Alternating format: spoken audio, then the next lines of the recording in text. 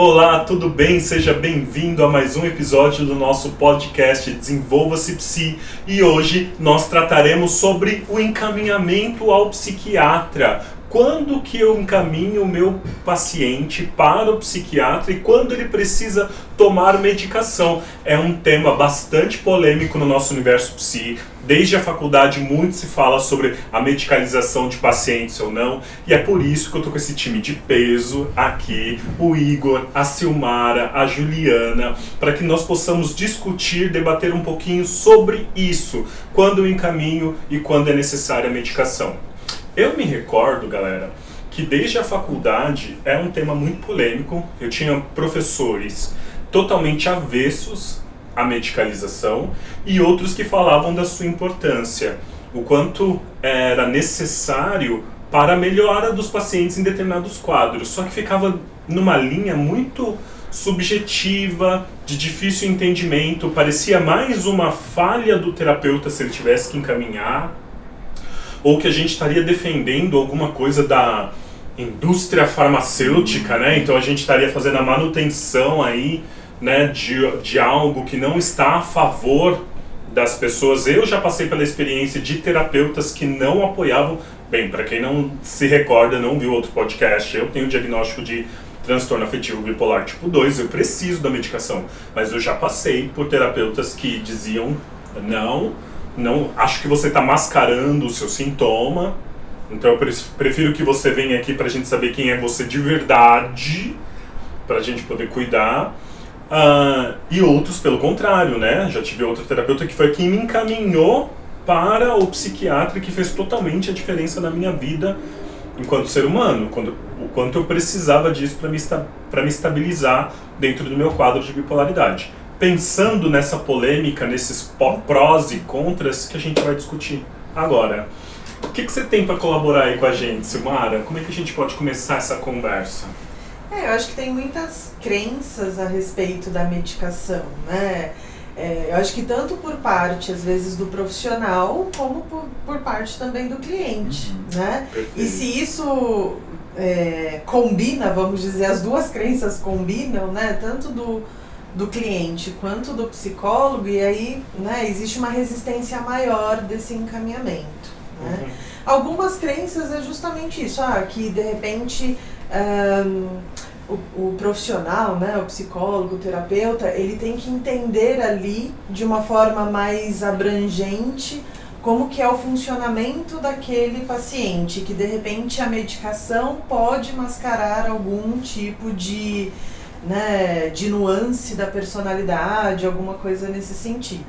Que vai ao encontro de algumas crenças de cliente que tomar medicação pode influenciar na personalidade, pode mudar a personalidade da pessoa. E isso é um mito, né? Isso, na verdade, é uma crença, né, totalmente distorcida, não muda, né? O que às vezes pode acontecer é que a pessoa, dependendo da idade, né, que ela vai buscar o tratamento, ela tá tão acostumada, né, com aquele sintoma, com aquele jeito de funcionar, vamos dizer assim, que fica até difícil dela distinguir o que de fato é a minha personalidade e o que de fato é esse ponto sintoma, é muito importante, né? Isso é muito importante.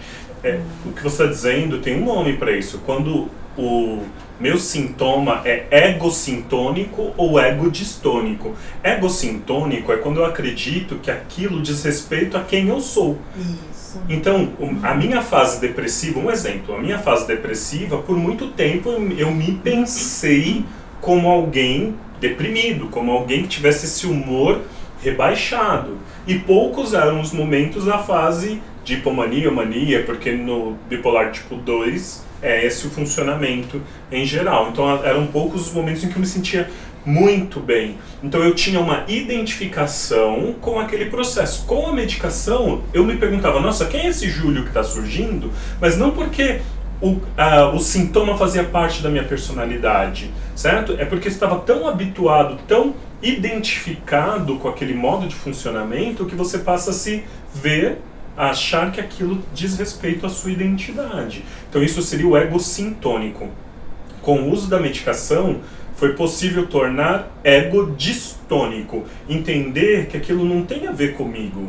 Pelo contrário, é uma uma disfunção no funcionamento cerebral produtora daquele sintoma que, quando regulada pelo uso da medicação, permite que eu descubra outros aspectos do Júlio que antes não. O que estava mascarado eram aspectos positivos meus que não eram permitidos que eles aparecessem por conta da ausência do uso da medicação e por conta daquele rebaixamento de humor, não permitia que eu, viesse à tona essas outras características. Então é o avesso, é o contrário. Exatamente. Então tem essa ideia, né? E esse receio. Então acho que faz parte também do papel do psicólogo fazer uma psicoeducação, né? Quais são as vantagens, né? Da medicação, o que é esperado de uma medicação, né? Mas antes disso, eu acho que até psicoeducar sobre uma possível avaliação psiquiátrica, porque tem muitas crenças também em torno disso, né? De nossa, mas ir a um psiquiatra, né? Um atestado de loucura. Exatamente, né? Existe como que eu posso dizer, um preconceito sobre isso, né? E a gente precisa desmistificar isso, porque se a gente está com dor de dente, a gente vai ao dentista, né? Ninguém fica pensando, a menina não cuida da boca, a menina não é desleixada. Ninguém fica pensando nisso, né? Pode até pensar depois, mas enfim. Né? Se tá com dor no pé, vai no ortopedista, então não tem tanto receio. Agora, quando se fala de psiquiatra, né, é uma coisa que é tabu mesmo, né?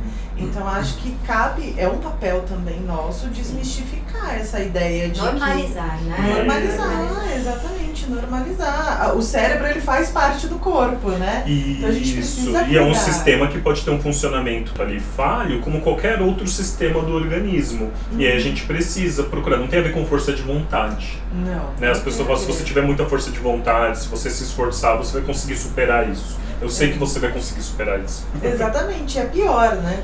Porque a força de vontade não resolve, não adianta. E o que faz a pessoa se sentir mais culpada ainda, menos capaz, mais desesperançosa. E aí as duas coisas são ruins. Se ela procura o psiquiatra, ela vai se sentindo mal. E se ela não procura, ela não consegue vencer aquela dificuldade porque ela precisa do medicamento. Então ela fica sem saída mesmo. Exatamente. Então a gente pode auxiliar, sim, né, o nosso paciente nessa psicoeducação, né, assim, de repente até elaborar com ele quais são as perguntas que você pode fazer, né, quais são as perguntas que você pode fazer ao teu psiquiatra, né, curiosidades que você tem a respeito, se ele te passar alguma medicação, se for o caso, porque às vezes não é um caso de medicação. Né? O psiquiatra está ali para fazer uma avaliação mais profunda. Ele é um profissional gabaritado para dizer se precisa de medicamento ou não. Quando eu faço um encaminhamento para psiquiatra e eu ponho no meu relatório, eu coloco ali todos os sintomas que eu percebo no paciente que parecem preencher tal quadro diagnóstico, mas eu finalizo dizendo: encaminho para avaliação do quadro, confirmação. Avalio para confirmação ou não do quadro, início ou não de tratamento medicamentoso. Quem vai dizer isso é o psiquiatra, não é o psicólogo que vai definir se a pessoa precisa de medicamento ou não. Exatamente. A gente pode instruir os nossos, né, clientes quanto a isso. É lógico que não é numa consulta de 3 minutos com o psiquiatra que isso vai, que vai adiantar ou que vai ser, né, enfim, assertiva. Então a gente pode sim, né, orientar os nossos clientes a quais perguntas que ele pode fazer, as curiosidades que ele tem a respeito da medicação, quais são os efeitos colaterais esperados, se, né, acontecerem esses efeitos, o que ele pode fazer, né, por quanto tempo dura. Então tudo isso vai tornando mais familiar, eu acho, que pro nosso cliente e menos vai assustador, exatamente, né? Ele vai vendo que, olha, é possível. Né, eu posso me sentir seguro, né, com essa avaliação. Né? Tem ali um profissional que está preocupado de fato, né, ou pelo menos ele pode perceber que conforme a conduta daquele psiquiatra, ele pode perceber, nossa, ele de fato está investigando de uma forma mais abrangente, mais profunda aqui. E é importante o que você está dizendo, porque se eu fui ao psiquiatra, fiz 3 minutos de uma consulta, ele nem olhou na minha cara, já receitou o X remédio, né? Foi grosseiro comigo. muda de médico. Muda de médico. Não tem medo, muda de médico, você não é obrigado. Exatamente. Não sou obrigado. Não, você precisa confiar no seu médico tanto quanto você confia no seu terapeuta. E você também, psicólogo, que vai encaminhar pacientes para o psiquiatra. É importante que você tenha um profissional que seja da sua confiança. Que você sabe que vai tratar bem os seus pacientes, que faz uma consulta com um tempo prolongado, que tem discernimento na hora de medicar, né? Que tem um contato com você.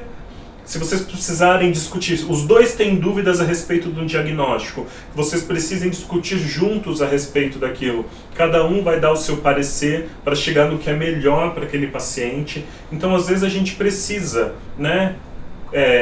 Encaminha uma vez, vê qual é o feedback do seu paciente, encaminha para outro, pergunta para um colega que já tem um psiquiatra que lhe encaminhe e que tratou bem os pacientes dele, de repente você consegue fazer uma parceria e consegue também encaminhar para esse outro psiquiatra. Enfim, faz parte do nosso universo do psicólogo clínico ter um contato com um psiquiatra da nossa confiança para poder tentar encaminhar os nossos pacientes evitando esses problemas. Inclusive, se for o caso de um tratamento medicamentoso, você saber, né? Olha, quais são os efeitos que esse paciente pode ter. Às vezes ele vai ficar mais sonolento durante um período. Isso, perfeito. Né? Às vezes ele vai ficar mais... né, de repente um pouco mais animado. Então, você sabendo também quais são os efeitos esperados, você pensa na tua linha de tratamento. Às vezes você não vai usar uma técnica ali, ou de repente você vai abordar um assunto porque de repente não vai ser pertinente, não vai ser assertivo. Então isso é importante também, você saber qual é a linha de raciocínio do psiquiatra para você também ir paralelo, né, direcionando o seu tratamento. Perfeito, muito bom. Obrigado, viu? Muitas, olha, altas dicas aí, orientações que a Silmara trouxe pra gente. E agora, Igor, tem mais um ponto que eu acho importante a gente discutir. Já que tem é difícil para o psicólogo perceber o momento do encaminhamento, o que ele pode fazer para auxiliá-lo, o que ele pode usar para auxiliá-lo nesse momento de encaminho ou não encaminho, como é que isso pode ser feito? Existem diversas ferramentas dentro da prática clínica, o nosso próprio olhar, nossa escuta, a gente vê como que esse paciente chega, como que ele fala, como que ele organiza as ideias, já é um pontapé. A gente começa a identificar como que está, quão organizado, quão desorganizado está esse paciente que nos chega. Uma outra ferramenta que eu gosto bastante de utilizar é mais fazer um mapeamento histórico ali, uma anamnese, um conteúdo ali sobre como é que era o relacionamento familiar, se dentro da própria família existe um pré-diagnóstico, até mesmo um diagnóstico, que a gente já sabe que dentro desse contexto genético, o paciente pode vir a ter, pode ter uma predisposição como não. Então, a gente tendo essa informação, já é um dado muito importante. E existem as ferramentas também, que é de verificação de humor, que ela pode ser utilizada como escalas. Essas escalas são de um formato mais quantitativo, com perguntas às vezes bem objetivas para aferir o quanto de humor em cada uma das áreas, seja de ansiedade, seja de depressão, nível de desesperança, até mesmo risco ou quadro de suicídio. De um modo quantitativo, a gente vai alcançar um score, um valor mínimo, um valor médio, moderado, grave. Então, quando chega nesse patamar de moderado a grave, já é um alerta. A gente já começa, acho que seria necessário fazer um encaminhamento. Eu geralmente, quando faço a minha aplicação das minhas escalas, eu junto um pouco do que o paciente me traz e eu gosto de fazer mais uma avaliação para ver se dá uma diferença com a que eu estou fazendo hoje com a que eu vou fazer na semana que vem. Que às vezes tem uma semana bem difícil e na semana seguinte os scores estão bem reduzidos. Então a gente faz esse acompanhamento, se mantém ou se até tem um agravamento. Quando tem esse agravamento desse leve para um moderado, até mesmo moderado com grave, aí já faço um encaminhamento direto para fazer essa análise, para ver o que está acontecendo, qual é que é se esse diagnóstico que eu estou percebendo, o psiquiatra também vai perceber. E aí talvez entrar com uma medicação, ou tentar algumas outras estratégias. Esse papo que você teve com a Silmara antes, ele é muito, muito real, porque às vezes o paciente ele vem com essa queixa de mas será que sozinho eu não consigo? Será que eu estou falhando nisso? E até mesmo do outro lado, o psicólogo, que tem uma tendência a não querer encaminhar, fala, será que eu não estou sendo suficiente com as minhas técnicas, com o que eu estou apresentando aqui? Então, os dois lados têm essa questão. Será que eu estou falhando em algum Olha momento? como as crenças, né, influenciam ali dos dois lados a respeito do andamento das sessões. Exato. O psicólogo com suas crenças, eu não estou sendo suficiente, o paciente também, será que eu não estou sendo suficiente, estou sendo falho para não dar conta da minha vida, a ponto de precisar de medicação, né? Pois é. Que você deu o exemplo da dor de dente. Quão falho você está sendo consigo mesmo de sentir uma dor de dente? E você toma um medicamento e melhora essa dor de dente. Poxa vida, eu tive que tomar um medicamento para sarar minha dor de dente. Que bom que sarou a dor de dente. A mesma coisa com episódios depressivos, episódios de ansiedade. Às vezes a gente não tem esse controle todo desse organismo. Que é uma questão que está fora da gente. Perfeito. E também tem as crenças que acabam atrapalhando até a mesma Simara falou, um dos efeitos colaterais tem essa lentificação e tem outra também essa agitação, cria aquela ideia de que não está sendo eu, é um não eu, é uma pessoa que está ali por conta do medicamento e geralmente não é isso. Vou ficar dependente do medicamento, né? E não é bem assim, existem protocolos a ser seguidos. Perfeito. Geralmente o psiquiatra ele entra com uma dosagem bem menor, uma técnica de adaptação e observa. E às vezes vai ter um efeito colateral que ele é bem ruim. E tudo bem, faz parte. No início, inicialmente. O psiquiatra entende que ele vai fazer essa testagem. Tem um medicamento que para esse tipo de diagnóstico vai funcionar legal, mas para aquela pessoa em si, por conta do biotipo dela, questões biológicas dela, não vai funcionar. E aí tem esse período de adaptação, se não funcionar, aí faz a troca. Mas acho que é que pega nesse momento da adaptação. O paciente às vezes não está tão preparado para sentir tudo isso de uma vez só e faz apenas uma tentativa. E aí dá tudo errado, dá esses efeitos colaterais, não gosta. O pior com o remédio. Nossa, tomei remédio que é pior. E piorou. Aí acaba desistindo, acaba não tendo esse preconceito com a psiquiatria. Fala, não, eu quero comigo mesmo melhorar. Não é assim que funciona. E às vezes, olha, o que você está trazendo é complicado. Quando o paciente se recusa a tomar medicação, mas ele precisa, você, psicólogo, precisa avaliar se vale a pena mantê-lo em tratamento. Olha quão sério é isso. Né? Não é o paciente que vai decidir se ele precisa ou não de uma cirurgia, se ele precisa ou não engessar um braço. Se você tem certeza que naquele quadro a pessoa precisa de medicação e ela se recusa a tomar e ela não tem melhorado na terapia por conta da ausência da medicação, você, psicólogo, pode dizer: eu não consigo dar continuidade ao seu atendimento se você não tomar medicação. A gente fica limitado, a gente consegue caminhar até um certo ponto, chega um outro ponto que a gente precisa de um suporte também, essa combinação psiquiatria, psicologia e essa tríade, né, junto com o paciente, é uma combinação que funciona.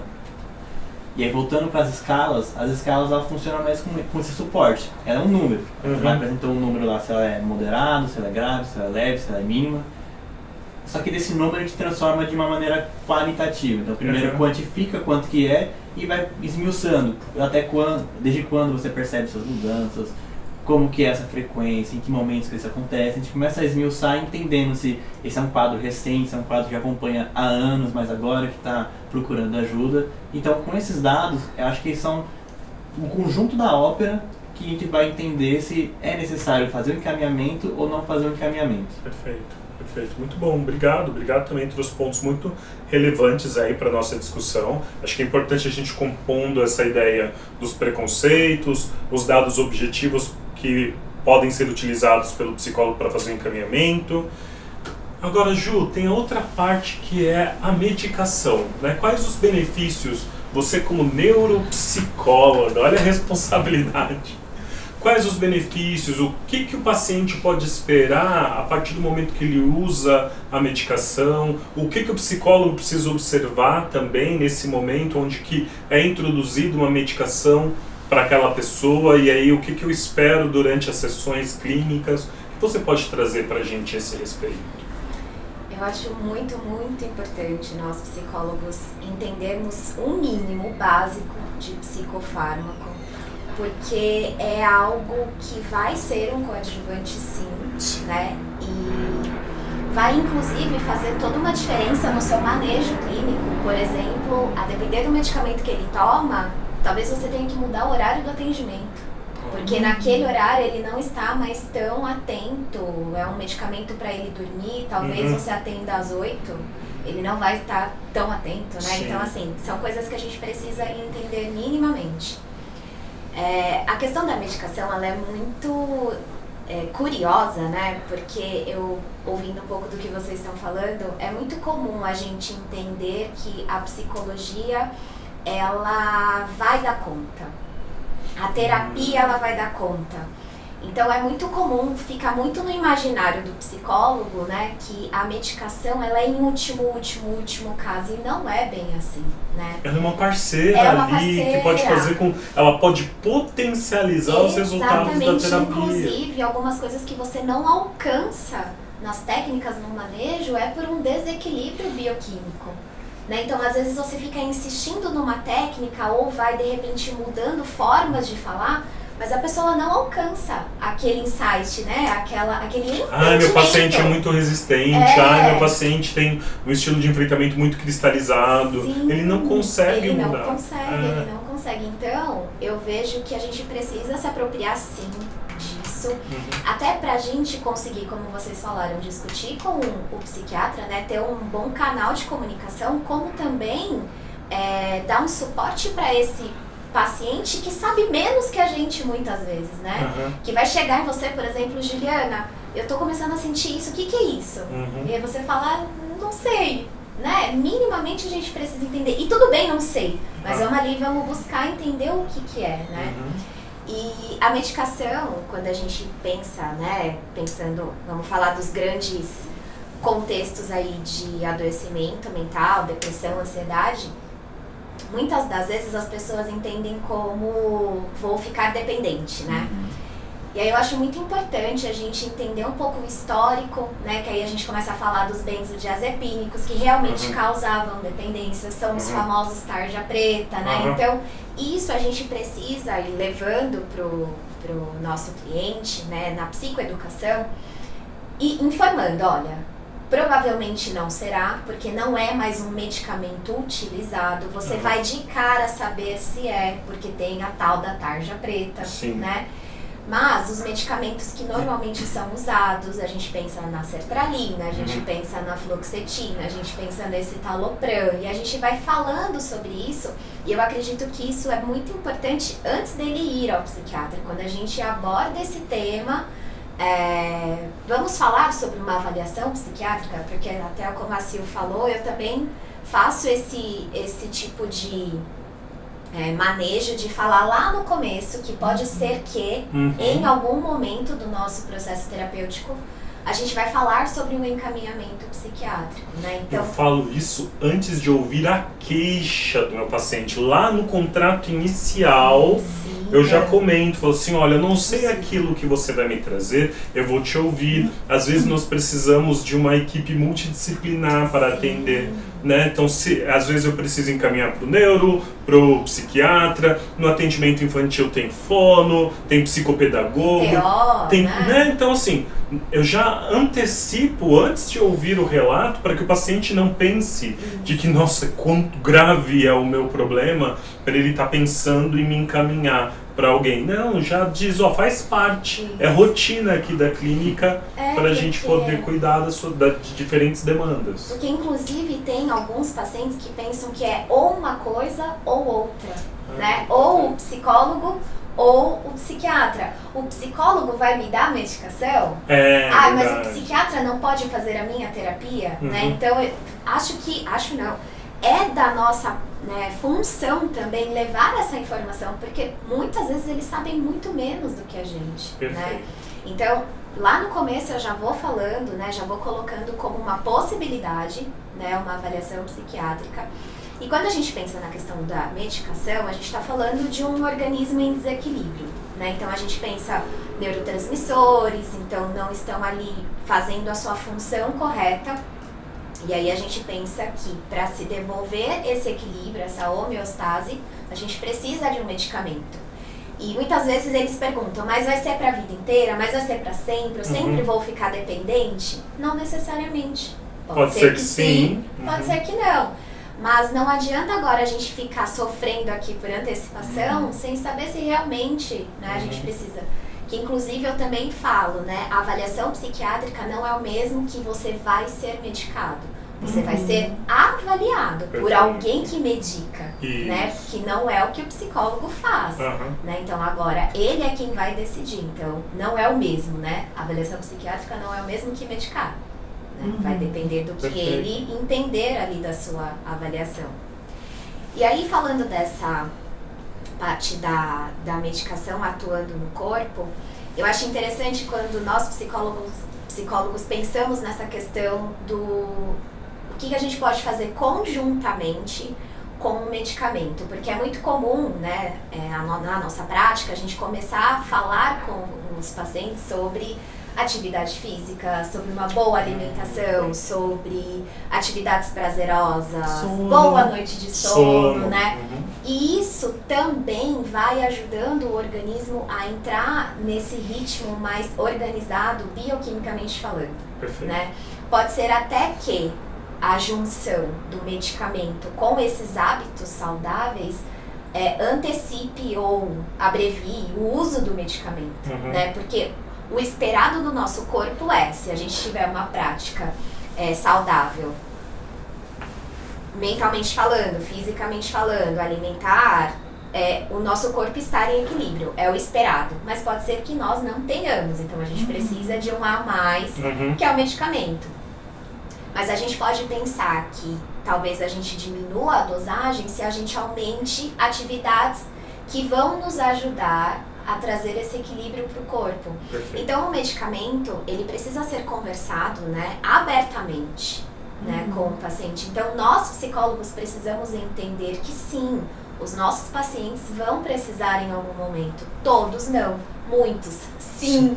Né? E nós precisamos saber sobre medicamentos, né? Porque eles vão nos discutir perguntar. Também com o psiquiatra. Também. Porque você é o profissional que acompanha aquele paciente toda semana, durante meses, durante anos. E o psiquiatra vai ver ele uma vez ao mês, às vezes a cada 2 meses.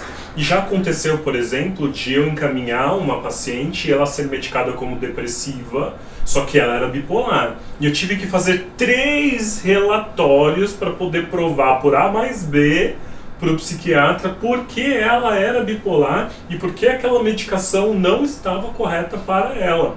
Até que ele aceitou o 3º, né, que foi assim, olha, critério diagnóstico tal, ela faz isso. Critério diagnóstico tal, ela faz tal coisa, para ele poder validar, rever a medicação e aí o tratamento fluir. Eu acho que isso é muito importante. Já aconteceu comigo também, não com um paciente, mas com uma pessoa da família, da gente perceber que a medicação, que era padrão ouro, né, no caso o transtorno bipolar, estava deixando a pessoa assim totalmente prostrada, né, assim, totalmente alheia a tudo que estava acontecendo, né, e insistindo com a psiquiatra, olha, né, não, já passou do tempo do organismo se adaptar, tá realmente difícil, né, mas não, é padrão ouro, vamos aumentar a dosagem, e aí chegou um momento que eu falei, não, então vamos trocar de psiquiatra, vamos trocar de psiquiatra, porque de fato não, você vê realmente a mudança por conta da medicação e que não está ajudando mais, né? Então acho que é importante, enquanto terapeuta, conhecendo do que é esperado daquela medicação, você auxilia também, né? Você divide isso, você interage com o psiquiatra. Perfeito. Né? Perfeito. Com essas informações, acho que é importante. Uma outra coisa também, pegando essa observação, né, que nós fazemos do cliente com o uso do medicamento, é o quanto que você falando de ego distônico e ego sintônico, a pessoa não sabe quem ela é, né, organizada bioquimicamente. Perfeito. E aí eu tenho, né, um relato, assim, final do ano, da pessoa estar esperando acontecer alguma coisa ruim, porque ela estava muito bem. É esquisito, né? E ela falava assim, mas vai acontecer alguma coisa, porque eu tô muito bem, eu tô dormindo, eu tô organizada, eu tô conseguindo pensar de uma forma... Vai acontecer alguma coisa. Calma, é só o remédio. É só o remédio, com a terapia tá tudo bem, né? E pode estar bem, né? Assim, a gente pode viver uma vida sem acontecer um susto daqui a 1 minuto, né? Isso também existe, né? Mas o quanto que isso tem a ver, né? Da gente ser estar tão acostumado com aqueles sintomas há tanto tempo que na mudança diante do medicamento a gente se perde, né? E a gente acha que realmente aquilo é muito diferente do que você realmente foi. E é. Né? Porque você não estava equilibrado, né? Bioquimicamente falando. Então isso é muito importante da gente pensar junto com os nossos clientes o quanto de crença que existe, né, no uso da medicação, na possibilidade do uso da medicação, de que vai me tornar uma pessoa diferente, né? Eu vou perder as minhas características, a minha personalidade vai mudar. Não, talvez nós estejamos falando de sintomas que eles são egodistônicos e egosintônicos, né? E a gente precisa também ajudar a limpar isso, ajudar a clarear, né? Porque a pessoa também não sabe o que está acontecendo, né? Olha aí, gente, como esse papo cresceu, como se tornou rico tudo aquilo que nós dividimos aqui. Espero que tenha colaborado, contribuído para que você avalie suas crenças a respeito do uso da medicação, quando ou não encaminhar um cliente, como você pode fazer, que tipo de instrumentos você pode utilizar que te auxiliem nessa escolha, né, se você vai encaminhar ou não, e o quanto você precisa conhecer sobre medicação, sobre psicofármacos, para você poder auxiliar na psicoeducação do seu cliente. Tá certo? Deixa seu comentário, entra no nosso grupo do Telegram, não deixe de acompanhar o nosso perfil do Voz no Instagram e tem muito mais. Cada semana tem um episódio novo aqui do nosso podcast. Espero continuar encontrando você por aqui, tá bom? Um abraço e até mais. Tchau, tchau.